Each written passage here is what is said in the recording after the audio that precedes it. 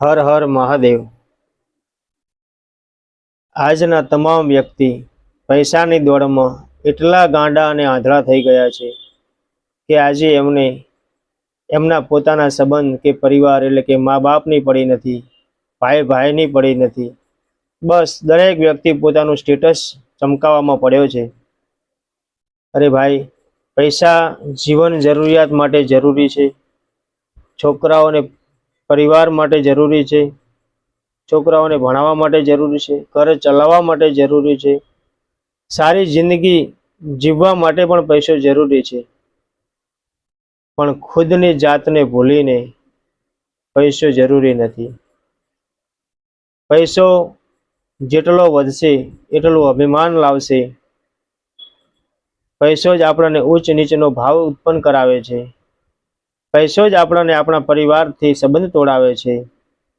પૈસો જ આપણને આપણા મા બાપથી અલગ કરે છે અને પૈસો પણ આપણા ભાઈ ભાઈમાં વેર કરાવે છે। માટે પૈસો જરૂરી છે, પણ પોતાના દરેક સંબંધને ભૂલીને મહત્વ ના આપો। અને એક સત્ય હકીકત કહું કે કોઈ કરોડપતિ હોય યા લાખપતિ હોય, જ્યારે વ્યક્તિનું મૃત્યુ થાય છે ત્યારે એને એ જ વનસ્પતિના લાકડે બાળવામાં આવે છે કે જે ફૂટપાથ પરનો ગરીબ મૃત્યુ પામે, અને એને જે લાકડાના બાળવામાં આવે છે એ જ લાકડાથી એક કરોડપતિ બળે છે। એ જ રીતે એ જ વનસ્પતિના લાકડાથી એક લાખપતિ કે કરોડપતિ પણ બળે છે। એક ગરીબને લાશ ઉપર ઘી નાખીને અગ્નિ સંસ્કાર કરવામાં આવે છે, તેની સામે કોઈ લાખપતિ કે કરોડપતિને હીરા જવેરાત નાખી કે સોનાના લાકડા ગોઠવીને અગ્નિદાન દેવામાં આવતો નથી। તો છેલ્લે અંત જે ખાસ જરૂરિયાત છે પોતાની બોડી સળગાવવા માટે, તે વનસ્પતિ છે અને ઘી છે।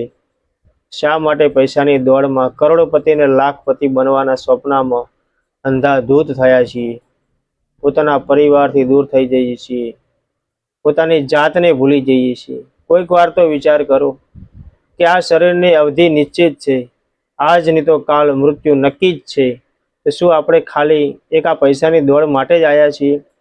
ક્યારેક પોતાની સ્વયંની ભેટ તો કરો। આ મનના ગુલામીમાંથી બહાર તો આવો જરા। થોડું જાગો, જાગૃત મનથી વિચારો કે આ અમૂલ્ય જીવન અને ટૂંકામાં ટૂંકું જીવન ને કઈ રીતે જીવીએ, સમજી વિચારીને જીવીએ, એની પર પણ ધ્યાન આપો। ખાલી પૈસા અને સ્ટેટસ ચમકાવવામાં આ જીવનને પૂર્ણ ના કરી દેશો। છેલ્લે એવું ના થાય કે અંત સમયમાં કે બધું જ મેળવ્યું પણ ખુદને ના મળી શક્યો, એવું કોણ હતો અને મારું કાર્ય શું હતું? માટે જરા વિચારજો। બધું જ જરૂરી છે જીવનમાં, પણ પહેલાં પોતાની જાતને ઓળખવાની કોશિશ કરજો। અને આ યોની વારંવાર નહીં મળે એનો 1000 વાર વિચાર કરીને ડગલા માંડજો। હર હર મહાદેવ।